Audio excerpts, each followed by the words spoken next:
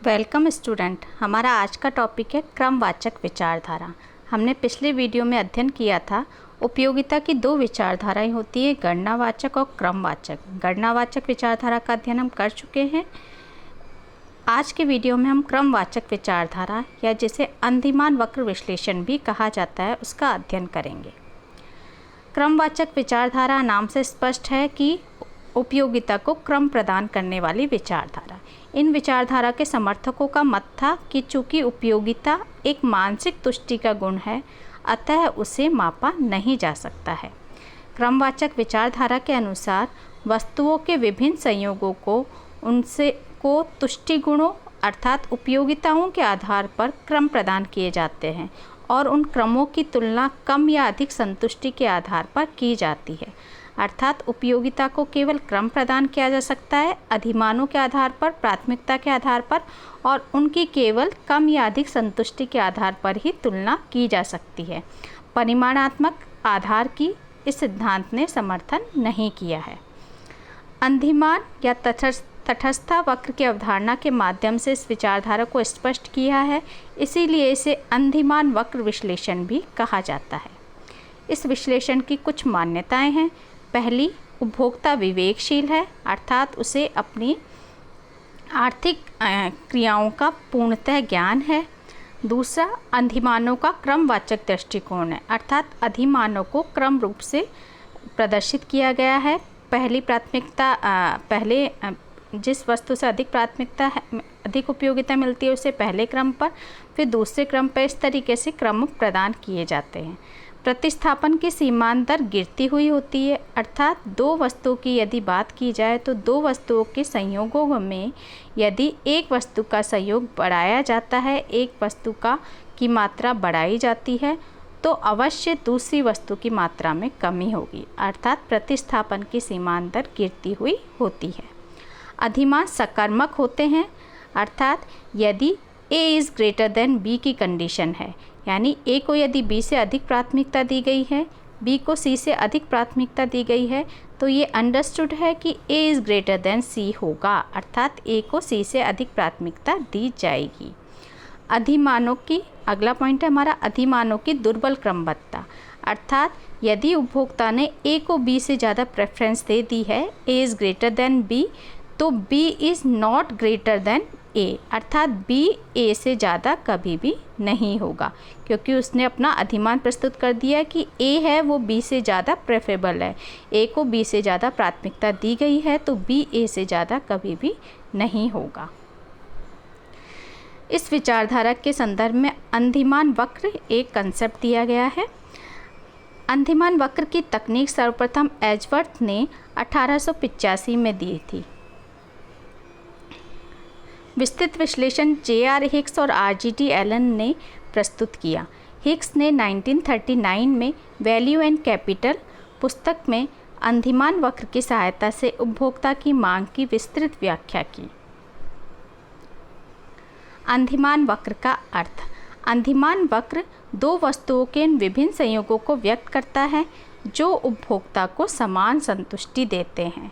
जैसा कि चित्र से स्पष्ट है, y अक्ष पर y वस्तु को लिया गया है, x अक्ष पर x वस्तु को लिया गया है और अंधिमान वक्र बनाया गया है जो इस तरीके से कर्व के रूप में होता है।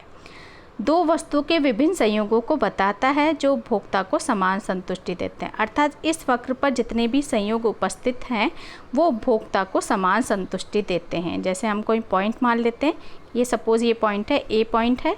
इस पॉइंट पर उपभोक्ता का जो संयोग है कि y वस्तु की वह इतनी मात्रा ले रहा है और x वस्तु की इतनी मात्रा ले रहा है, इसके आधार पर वो संयोग को प्रदर्शित करता है।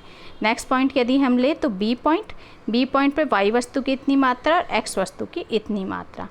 तो अंधिमान वक्र दो वस्तुओं के इन विभिन्न संयोगों को व्यक्त कर रहा है जो उपभोक्ता को समान संतुष्टि देते हैं, अर्थात उपभोक्ता को A संयोग से जितनी संतुष्टि मिलेगी उतनी ही उसे B संयोग से मिलेगी, उतनी ही उसे इस अंधिमान वक्र पर स्थित अन्य संयोग से प्राप्त होगी। मात्रा में डिफरेंस हो सकता है लेकिन संतुष्टि का स्तर समान रहेगा। इसी आधार पर, चूँकि संतुष्टि का स्तर समान है, इसी आधार पर अंधिमान वक्र को उदासीनता वक्र, अर्थात A और B के मध्य वो उदासीन हुआ ए और सी के मध्य उदासीन हुआ, ए और डी के मध्य उदासीन हुआ, तो उसको उदासीनता वक्र भी कहा जाता है। तटस्थता वक्र भी कहा जाता है कि किसी को भी प्रेफर नहीं है, सभी समान संतुष्टि प्रदान कर रहे हैं, एवं सम संतुष्टि वक्र भी कहा जाता है। इंग्लिश में से इंडिफरेंस कर्व भी कहते हैं। तो अंधिमान वक्र है, उसके कई नाम है, उदासीनता वक्र, तटस्थता वक्र और समसंतुष्टि वक्र। आगे हम देखते हैं अंधिमान अनुसूची। अंधिमान अनुसूची है कि दो अनुसूची दी गई है आपकी, एक अधिमान और आपका दूसरे का अधिमान। एक्स वस्तु बता रखी है, वाई वस्तु बता रखी है। ऐसे ही दूसरे का अधिमान है, उसमें एक्स वस्तु और वाई वस्तु, इस तरीके से अधिमान सूची को, अनुसूची को दिखाया गया है। फर्स्ट का अधिमान है, फर्स्ट का अधिमान आपका 1x और 12y है, 1x और 12y, यानी कि x वस्तु की 1 मात्रा और y वस्तु की 12 मात्रा। और दूसरा 2x प्लस 2x और 8y है, अर्थात x वस्तु की 2 मात्रा और y वस्तु की 8 मात्रा। इसी तरीके से सेकंड का अधिमान है 2x और 14y, 3x और 10y। इस तरीके से सूची बनाई गई है। इनकी मात्राओं से स्पष्ट है कि सेकंड का जो अधिमान है वो पहले के अधिमान से अधिक है, यानी सेकंड अनुसूची पहले की अनुसूची से अधिक है, क्योंकि दूसरी सेकंड वाली अनुसूची में x और y वस्तु की मात्रा इनसे ज़्यादा है। अब आगे हम देखते हैं उपभोक्ता का उपभोक्ता मानचित्र। उपभोक्ता मानचित्र, अधिमान मानचित्र उपभोक्ता के अधिमान क्रम को चित्र द्वारा प्रस्तुत करता है। एक कर्व बनाया गया है, चित्र से स्पष्ट है कि जो विभिन्न अधिमान वक्र होते हैं, उपभोक्ता के अधिमान क्रम के चित्र को प्रस्तुत किया जाता है कि अधिमान वक्रों का समूह जो कि अधिमान क्रम पर आधारित तो अधिमान मानचित्र कहलाता है। प्रस्तुत चित्र में 3-4 आपके अधिमान वक्र हैं वो दर्शाए गए हैं। तो second is greater than first, third is greater than second and fourth is greater than third, यानी कि जो दूसरा अधिमान वक्र है उस पर एक्स और वाई वस्तु के संयोगों की मात्रा अधिक है, इसलिए वो एक से ज़्यादा संतुष्टि देगा। तीसरा कर्व है वो सेकंड से अधिक संतुष्टि देगा। चौथा कर्व जो है वो थर्ड से अधिक संतुष्टि देगा। इस प्रकार एक ही एक्स और वाई अक्ष पर अधिमान वक्रों के समूह को दर्शाया गया है, जिसे अधिमान मानचित्र कहा जाता है। आगे हम एक कंसेप्ट देखेंगे, प्रतिस्थापन की सीमांतर, जिसे इंग्लिश में कहते हैं marginal rate of substitution, MRS। MRS की परिभाषा है वस्तु x की वस्तु y के लिए वस्तु y की वह मात्रा है जिसको वस्तु x की एक अतिरिक्त इकाई प्राप्त करने के लिए उपभोक्ता त्याग देने को तत्पर होता है, जिससे उसकी संतुष्टि का स्तर समान रहे या स्थिर रहे। इसको हम पहले वाले टेबल से देखते हैं। MRS XY आपकी ली हुई है। MRS XY का मतलब है वस्तु y की वह मात्रा जिसको x वस्तु की अतिरिक्त इकाई के लिए त्याग देने को तैयार होता है, यानी x वस्तु की हमने अतिरिक्त इकाई पहली इकाई थी तो y वस्तु की 12 इकाई यूज़ की जा रही थी। x वस्तु की जब एक अतिरिक्त इकाई यूज़ की गई तब y वस्तु की इकाई में कमी आ गई। y वस्तु पहले 12 थी, अब कितनी हो गई 8 हो गई, यानी कि इसमें कितने का डिफरेंस हुआ 4 का। तो MRS XY हो गई आपकी 4, अर्थात x वस्तु की अतिरिक्त इकाई के लिए y वस्तु की त्याग की जाने वाली मात्रा। आगे तीसरी इकाई ली तो y की मात्रा 5 हो गई, यानी कि y की कितनी मात्राओं का त्याग किया 3, तो MRS हो गई आपकी 3। देन 4 ली तो अब आपकी हो गई 3, तो ये हो गई 2, एंड 5 ली 2, तो ये हो गई 1, यानी अर्थात MRS जो है वो आपकी गिरती हुई है, उत्तरोत्तर MRS घटती हुई है और MRS में कमी आती जाती है, लेकिन संतुष्टि का स्तर है वो आपका स्थिर रहता है। इसको हम एक डायग्राम के रूप में देखते हैं। MRS XY होगा कि आपकी x वस्तु की अतिरिक्त इकाई की प्राप्ति की गई है तो आपकी y वस्तु की मात्रा में त्याग किया गया है। तो MRS XY यदि हम इसका स्लोप देखें तो AP अपॉन BP, अर्थात minus delta y upon delta x is equal to dy upon dx। तो स्लोप ऑफ इंडिफरेंस कर्व हो गया कि आपका लंब बटे आधार के आधार पर हम इसको अधिमान वक्र का ढाल कह सकते हैं। इसी MRS को हम इसका एक अलग कंसेप्ट और यूज़ करते हैं जिसका आगे हमें ज़रूरत पड़ेगी। चूँकि हमने अंधिमान वक्र का अर्थ देखा कि अंधिमान वक्र के सभी संयोग समान संतुष्टि प्रदान करते हैं, इसलिए ये स्पष्ट है कि loss in utility of y is equal to gain in utility of x, अर्थात y की उपयोगिता में जो हानि होती है वो x की उपयोगिता में होने वाले लाभ के बराबर होती है। तभी a और b संयोग है वो उपभोक्ता को समान संतुष्टि दे रहे हैं। तो minus delta Y into M U Y is equal to delta X into M U X, minus delta Y upon delta X इधर आ जाएगा तो M U X upon M U Y, अर्थात ये कंसेप्ट आ गया कि प्रतिस्थापन की सीमांत दर M U X upon M U Y के बराबर होगी। यानी x की वस्तु y के लिए प्रतिस्थापन की सीमांत दर M U X upon M U Y होगी। y के लिए x की हो जाएगी M R S Y X is equal to M U Y upon M U X, उसका अपोजिट हो जाता है। अब हम देखेंगे हमारी अंधिमान वक्र की विशेषताएं। मुख्यतः अंधिमान वक्र की 4 विशेषताएं होती हैं। पहली विशेषता, अंधिमान वक्र बाएं से दाएं नीचे की ओर झुके होते हैं, अर्थात इनका ढाल ऋणात्मक होता है। ऋणात्मक होने का तात्पर्य है कि संतुष्टि तभी समान रहेगी जब वस्तुओं के संयोग में एक वस्तु की मात्रा बढ़ती है तो दूसरी वस्तु की मात्रा अवश्य घटनी चाहिए, अर्थात वक्र का ढाल ऋणात्मक होना चाहिए। इसको देखने के लिए हम एक डायग्राम के रूप में देखते हैं।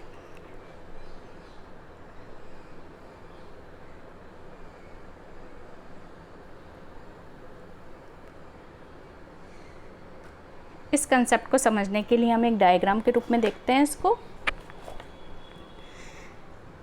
कि बाएं से दाएं नीचे के झुका होगा, अर्थात ऋणात्मक ढाल ही उसका होगा।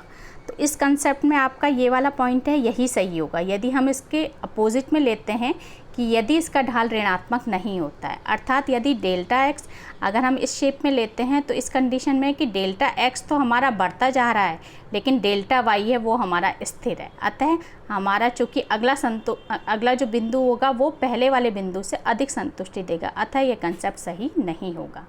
देन आपका सेकंड पॉइंट में भी एक कंडीशन है, डेल्टा एक्स तो स्थिर है आपका लेकिन डेल्टा वाई है वो बढ़ता जा रहा है, तो ये कंडीशन भी फुलफिल नहीं होगी। देन आपका लास्ट है, इसके अंतर्गत दोनों ही डेल्टा एक्स और डेल्टा वाई दोनों बढ़ रहे हैं, अतः ये कंडीशन भी सही नहीं होगी। अतः आपका फर्स्ट पॉइंट है यही जा कर के सही होगा कि फर्स्ट पॉइंट के अंतर्गत है कि डेल्टा एक्स की मात्रा में वृद्धि होने पर आपकी डेल्टा वाई की मात्रा में कमी होगी, अतः आपके मूल जो अंधिमान वक्र है वो नीचे के झुके होते हैं, अर्थात इसका ढाल ऋणात्मक होता है।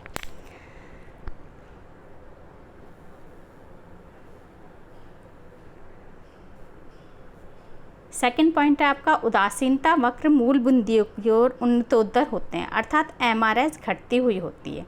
उन्नतोत्तर अधिमान वक्री प्रतिस्थापन की सीमांत दर को घटता हुआ व्यक्त कर सकता है। यदि हम दूसरे कंसेप्ट लें अवतल अधिमान वक्र, तो वो बढ़ती हुई प्रतिस्थापन की सीमांत दर को प्रदर्शित करेगा, और बढ़ती हुई प्रतिस्थापन की सीमांत दर का अर्थ है कि x के अतिरिक्त इकाई के लिए y की उत्तरोत्तर अधिक मात्रा का त्याग करने से होता है।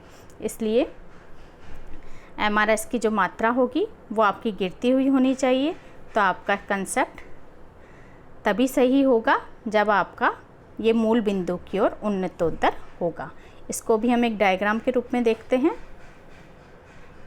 कि आपका ये कंसेप्ट ही सही है कि आपकी एमआरएस गिरती होनी चाहिए कि यदि आप एक्स वस्तु की अतिरिक्त इकाई पाना चाहते हैं तो वाई की उत्तरोत्तर अधिक इकाइयों का, वायु की उत्तरोत्तर घटती हुई इकाइयों का त्याग करना पड़ेगा, तभी जाकर के अगला संयोग है वो आपको समान संतुष्टि देगा।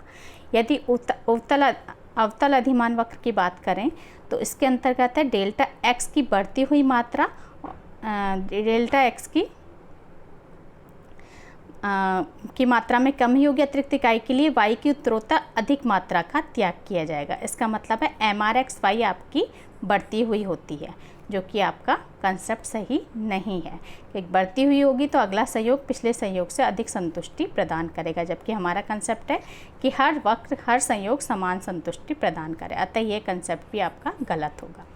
देन तीसरा है जहां हमारी एम आर एक्स वाई स्थिर होती है, यानी कि x की अतिरिक्त इकाई के लिए आप y की समान मात्रा का त्याग करते हैं, delta y is equal to delta x, तो ये कंडीशन भी सही नहीं होगी।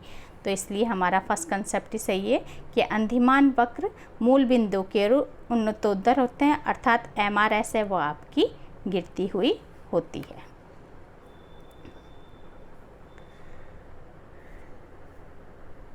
तीसरा पॉइंट है आपका, ऊंचा अंधिमान वक्र नीचे के अंधिमान वक्र से अधिक संतुष्टि को व्यक्त करता है।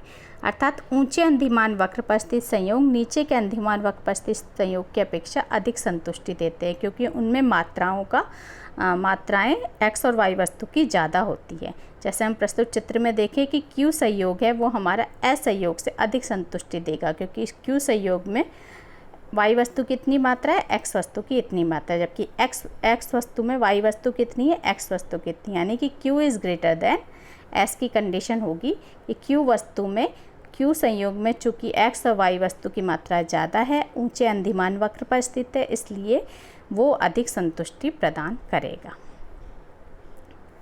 और हमारा आखिरी विशेषता है, अंधिमान वक्र एक दूसरे को काट नहीं सकते हैं। यदि ये कंडीशन होती है, ऐसा इसलिए होता है, यदि ऐसा होता तो गलत निष्कर्ष निकलते हैं। तो इसको हम नेगेटिव रूप से शो करके इस पॉइंट को हम डिस्कस करेंगे कि यदि हमने एक चित्र लिया है जिसमें हमने दो अंधिमान वक्र को एक साथ काट दिया, IC1 और IC2, कॉमन पॉइंट है आपका C पॉइंट। IC1 पर B और C बिंदु है और IC2 पर A और C बिंदु हैं। तो हमने सकर्मक की स्थिति देखी थी, मान्यताएं ली थी कि यदि B और C बराबर है, A और C बराबर है, तो अंडरस्टूड है कि आपका A और B भी बराबर होना चाहिए। लेकिन वास्तव में देखा जाए, चित्र के अकॉर्डिंग देखें तो चूँकि A आपका IC2 पर स्थित है और B आपका IC1 पर स्थित है, इसलिए A is greater than B की स्थिति है। तो यदि ऐसा होता है कि दो अंधिमान वक्र एक दूसरे को काटते हैं तो हमें गलत निष्कर्ष प्राप्त होते हैं, या इसको हम दूसरे अर्थ में ये भी कह सकते हैं कि जो अंधिमान वक्र होते हैं, अर्थात एक ही अंधिमान वक्र अंधिमान मानचित्र के किसी एक ही बिंदु से गुजरता है और अंधिमान वक्र एक दूसरे को स्पर्श भी नहीं कर सकते, क्योंकि यदि ऐसा होता है तो गलत निष्कर्ष प्राप्त होते हैं। इस प्रकार आज के वीडियो में हमने अंधिमान वक्र का कंसेप्ट और उसकी विशेषताओं का अध्ययन किया।